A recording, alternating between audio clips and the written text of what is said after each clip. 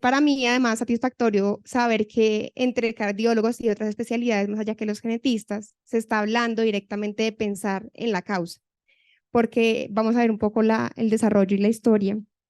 Y es que no solamente son pacientes de cardiología los que tienen una cardiomiopatía. Hoy estamos abriendo la puerta a algo que se llama previvors y es todos aquellos positivos sanos, los hijos de pacientes cardiópatas que debemos seguir no desde la adultez, desde la infancia y la adolescencia. Y esto ya lo dijo muy bien el doctor Isaac en la charla anterior, la definición que abarca una etiología amplia y es aquella miocardiopatía que está confinada al sistema cardiovascular, pero que puede implicar síntomas asociados. Eso es un poco lo que hemos visto y es cómo desde la estructura y el fenotipo que vemos en el ecocardiograma tenemos diferentes etiologías. Por supuesto, dependen de la sintomatología del paciente, de la historia clínica y todo esto que vemos en la mitad en referencia a la etiología se puede establecer fácilmente con la anamnesis. Sí requerimos pruebas genéticas, por supuesto, para llegar a un fenotipo final con una etiología clara, pero es importante la anamnesis y saber el cuadro del paciente. Y esto es para contarles un poco el camino que se ha transcurrido y la genética no está desde el año 2010, 2020. Esto lleva mucho más de recorrido. Hay sospecha de historias familiares.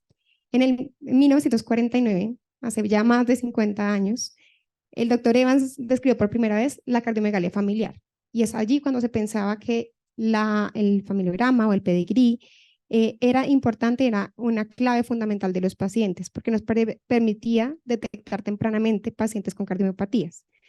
Posteriormente empiezan a cambiar el significado de las cardiomiopatías y en diferentes guías internacionales, la europea, la americana, la Federación Internacional de Cardiología, incluyen el concepto genético en la definición, lo cual abre un poco el panorama para decir esto es importante y se debe considerar. En 1990 se identifica la primera mutación de la miosina en la cardiomiopatía hipertrófica y ya empiezan las clasificaciones a incluir los fenotipos y los genotipos asociados a la presentación clínica. En el 2003, con el advenimiento de la genética y con la disponibilidad de las pruebas genéticas, sin duda, empezamos a pedir más pruebas, lo que nos permite confirmar lo que en 1949 por fenotipo el doctor Evans describió. Ya en el 2006, la Asociación Americana de Cardiología incluye dentro de las clasificaciones dicotómicas la clasificación genética como parte importante. Luego, en el 2008, la Sociedad Europea incluye el subtipo familiar o no familiar, y acá es algo importante, no genético y familiar. ¿Por qué? Puede que yo le haga pruebas genéticas a la familia y que no tenga prueba genética positiva, que no identifique una variante.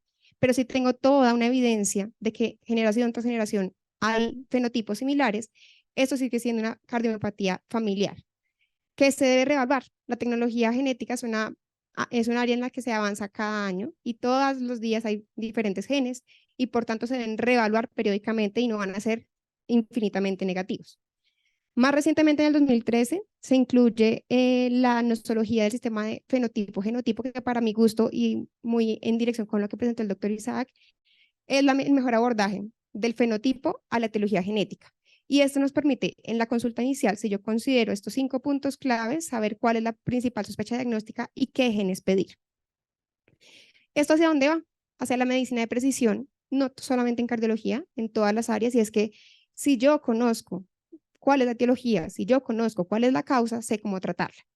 Nosotros conocemos bioquímicamente la troponina hace mucho tiempo, pero ¿de dónde viene esa troponina? Hace parte fundamental de la estructura cardíaca y cuando se altera hay unos problemas de movilidad específicos. En resumen, estas son las 3 clasificaciones que han permitido contribuir al genotipo que hoy tenemos, iniciando en el 2006 con la distribución adquirida, mixta y genética, que era, realmente la genética estaba ahí, pero en ese momento no se podía estudiar tan fácil.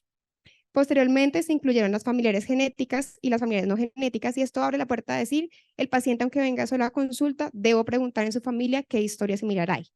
Y por último, en el 2013, esta, que es una categorización amplia que incluye 5 subtipos. Acá esto no es para leerlo en detalle, pero sí es importante que tengan en cuenta que la clasificación de fenotipo de Mohs incluye el fenotipo, que ya no lo explicaron muy bien, siempre considerar otro compromiso multiorgánico, la prueba genética o al menos la sospecha de herencia. Yo puedo no tener prueba genética, pero es fundamental preguntar. Y con esto sé si pasó de generación en generación, si fue inespecífica de sexo femenino, sexo masculino, si hay un componente de consanguinidad. De esta manera, yo redirecciono al paciente a una cardiomiopatía familiar con sospecha dominante, recesiva, ligada a X o mitocondrial si es heredada exclusivamente por el lado de las mujeres. Con lo cual yo voy al paciente en la etiología con una alta sospecha de cuál es la probabilidad de certeza de la prueba. Y hablando de esto, le digo al paciente, si sale positivo y si sale negativo, ¿cuál va a ser el manejo? Porque finalmente para eso son las pruebas genéticas, para tener accionabilidad. Si se implantan tempranamente cardiofibriladores, si hay asesoría para futuro reproducción, y esto es lo que ya hoy en día se está haciendo.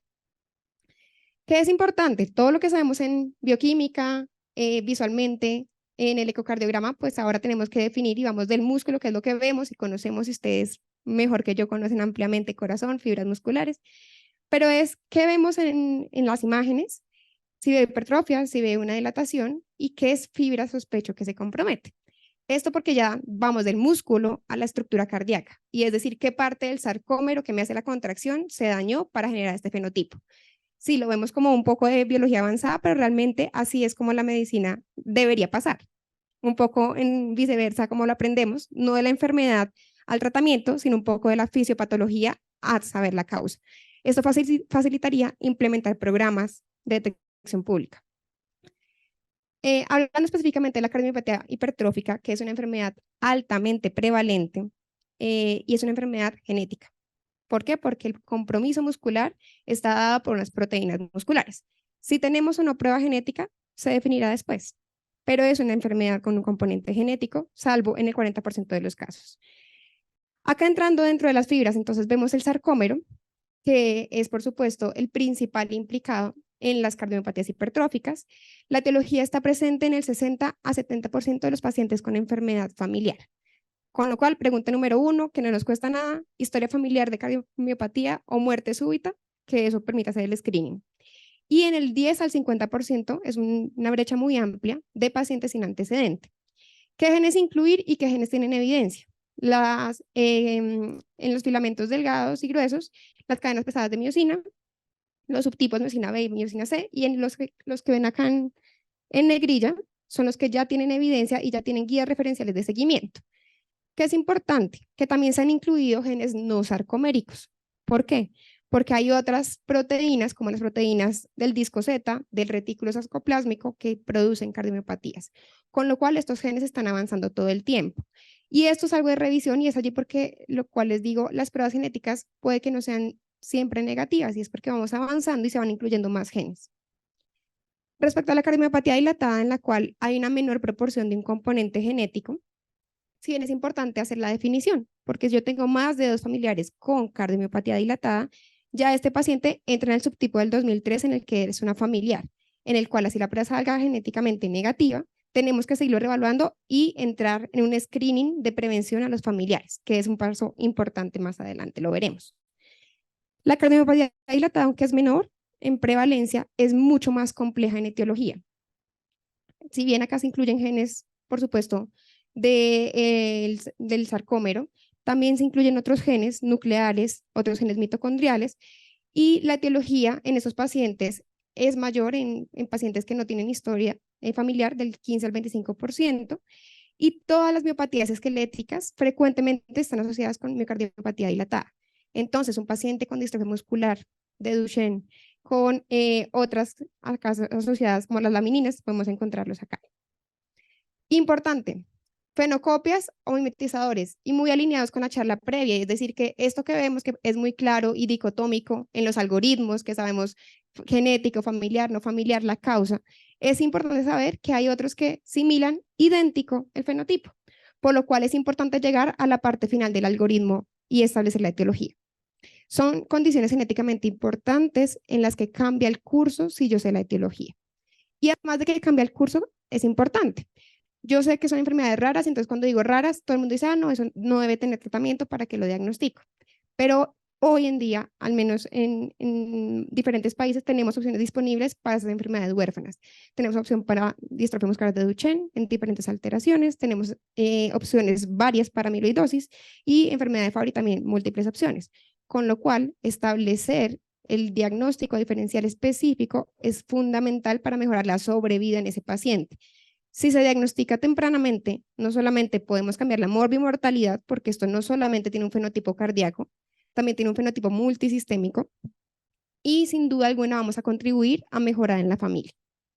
Que es importante, acá un poco lo señalé por los grupos de edad, cuáles son estas condiciones mimetizadoras por grupo de edad.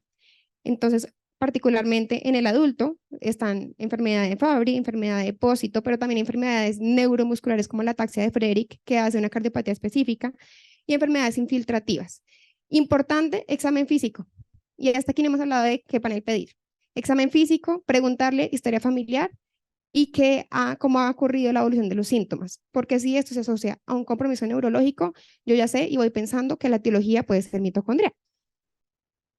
Fenotipos similares, y esto por supuesto lo saben más ustedes que yo, en la visual del ecocardiograma, y es importante, acá puedo ver dos cardiomiopatías dilatadas similares en aspecto, pero que cuando pregunto a los familiares hay una historia diferente. Esta clasificación que ustedes ven acá es la clasificación de Moog, que dice, fenotipo que veo, ambas tienen la D dilatada, ¿cierto? Cuando voy a mirar origen hereditario, ¿por qué? Porque se preguntó a la familia y hay otros afectados. Cuando miro el gen o la sospecha de la etiología genética, sin duda esta es una familia que pasa de generación en generación, con lo cual es una causa autosómica dominante. Por este lado, veo que hay un único afectado, pero que viene de una mujer que era portadora y que tiene una hija portadora, con lo cual pienso que es una condición ligada a X. Aunque sean dos fenotipos idénticos, la causa es completamente diferente. Esta, de este lado, es por una mutación en la laminina y esta por una distrofia muscular de Emery-Dreifuss. Ahora, esto es un poco más complejo, y es que el mismo gen, de acuerdo al cambio en la proteína, del cual no les voy a hablar hoy, produce diferentes fenotipos. Entonces, en una misma familia con una titinopatía, van a producir diferentes fenotipos. Entonces, ¿qué vemos? La misma mutación que produce cardiopatías restrictivas, hipertróficas, solas o hipertrófica restrictiva y la hipertrófica. Con lo cual, de acuerdo al gen, tengo que buscar qué posibilidades hay. Herencia diferente, y acá tenemos un paciente que además de su compromiso muscular tiene alteraciones eléctricas, y esto es también muy común en enfermedades mitocondriales. Acá vemos en la clasificación hipertrófica dilatada con Wolff Parkinson White, y tiene una herencia mitocondrial con un compromiso multiorgánico. Y acá en la O es el compromiso multiorgánico, tiene compromiso neurológico, compromiso muscular.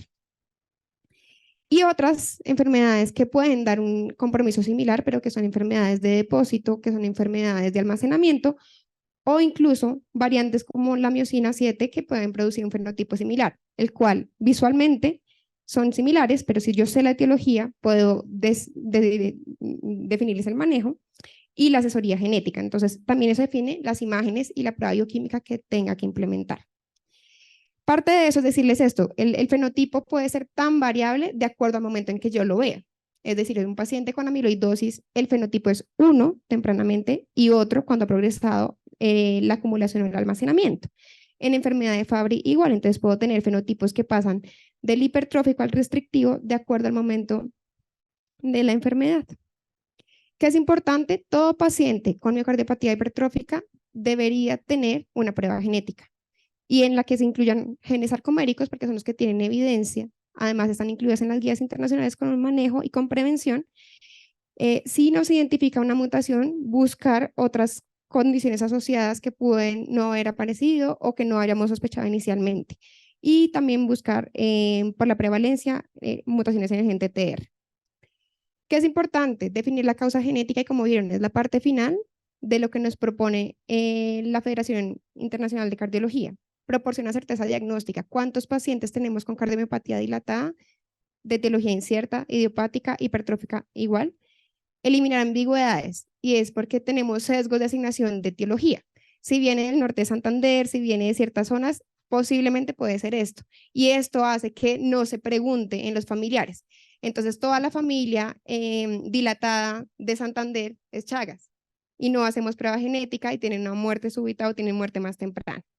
Sin duda, ya estamos hacia la medicina personalizada, y por tanto, orientar la etiología genética contribuye a que se desarrollen terapias específicas para mejorar la sobrevida.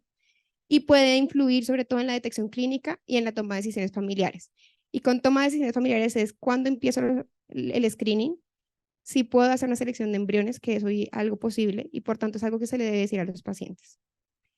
Prueba genética. ¿Y qué genes deben incluir? Este círculo que ven acá es la ontología de los genes que tienen evidencia que están asociados a cardiomiopatías. Los que están en negrilla son aquellos que están asociados con cardiomiopatías dilatadas y estos que están de este lado son los que están asociados con cardiomiopatías hipertróficas por el fenotipo, compromiso del sarcómero, la unión membranal, el disco Z. Y ya vamos hacia el otro lado. Si yo tengo un compromiso restrictivo, si tengo un trastorno de la conducción específico, me voy primero por estos genes.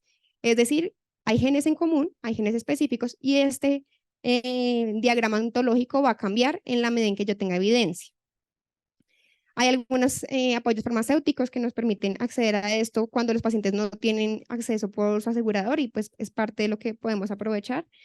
¿Y qué es importante? Todo paciente con cardiomiopatía, sin importar el subtipo, evaluación clínica e historia familiar, se debe documentar al menos 2 generaciones. ¿Y por qué 2 generaciones? Porque yo veo con 2 generaciones el tipo de herencia. Si solamente pregunto, papá o mamá, ¿sufren de alguna enfermedad? No sé si es dominante, ligada a X o recesiva. Pero si tengo abuelos, la línea de papás, el afecto y un hijo, al menos 3 generaciones, ya puedo saber el tipo de herencia, que es lo que nos dice en la parte 3 del algoritmo de Moog. Importante, electrocardiograma, imágenes multimodales que nos permitan caracterizar si hay almacenamiento, si hay evidencia de depósitos específicos, la prueba genética y con esto la consejería genética, porque un paciente con una prueba genética positiva que no sepa cuál fue la indicación, pues puede tener dificultades al momento de recibirla. Definir si hay terapia target y estos consejerías familiares implican que el paciente que yo reporto positivo para una mutación debería informarse al resto de familiares por el riesgo de complicaciones asociadas, la principal y la más prevenible, muerte súbita. Y es allí donde se abren los servicios de pre-survivors, y es aquellos en los que se han identificado mutaciones, son sanos, y empiezo a chequearlos. Esto ya se está haciendo en oncología, en pacientes con BRCA, y se va a hacer en otros fenotipos en los que hay evidencia de intervenciones tempranas.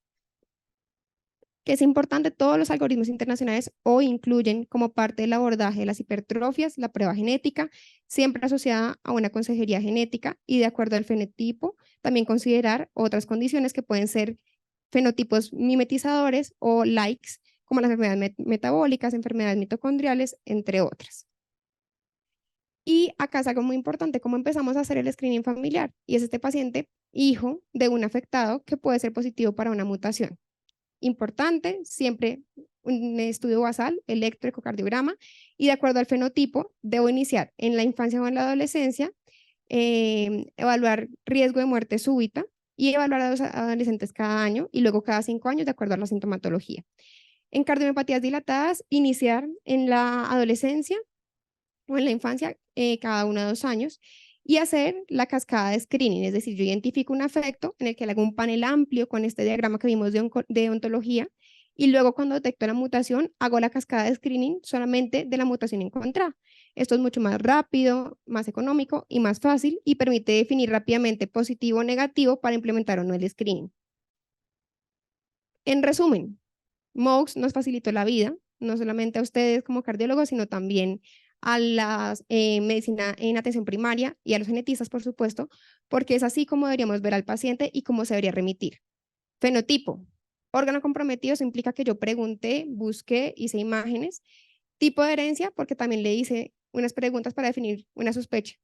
Puede que sea una acertada, la validaremos con la prueba genética, pero eso es un acercamiento a la sospecha clínica y la etiología que sin duda se hace con una prueba genética. Oportunidades en este camino que vemos empezó en 1949 de desarrollo hacia la medicina personalizada. Obtener una mejor comprensión de la fisiopatología y de los genes sin duda nos va a facilitar terapias específicas y nos va a facilitar implementar intervenciones médicas que reduzcan la morbilidad. Asimismo, permite a las personas tomar decisiones informadas en asesoría reproductiva. Los retos, como ven, tenemos variabilidad entre genotipos y fenotipos. Un solo gen no se porta juicioso y hace solamente un fenotipo, puede hacer múltiples fenotipos y un solo fenotipo no es un único genotipo, con lo cual tenemos mimetizadores. Hay varios genes, cientos de mutaciones, hay que tener cuidado con el resultado de las pruebas genéticas, tenemos resultados de variantes patogénicas, que son las que se asocian a la enfermedad, mutaciones o variantes de significado incierto en las cuales no puedo tener ninguna acción. ¿Por qué? Porque a la fecha no puedo definir si es patogénico o benigno, y benignas que no tienen relación con el cuadro clínico. Y hay varios tipos de herencia. Esto permite definir ciertas cosas, pero sin duda todos debemos llegar a esto, a conocer el genotipo, la herencia, para explicar al paciente esta clasificación.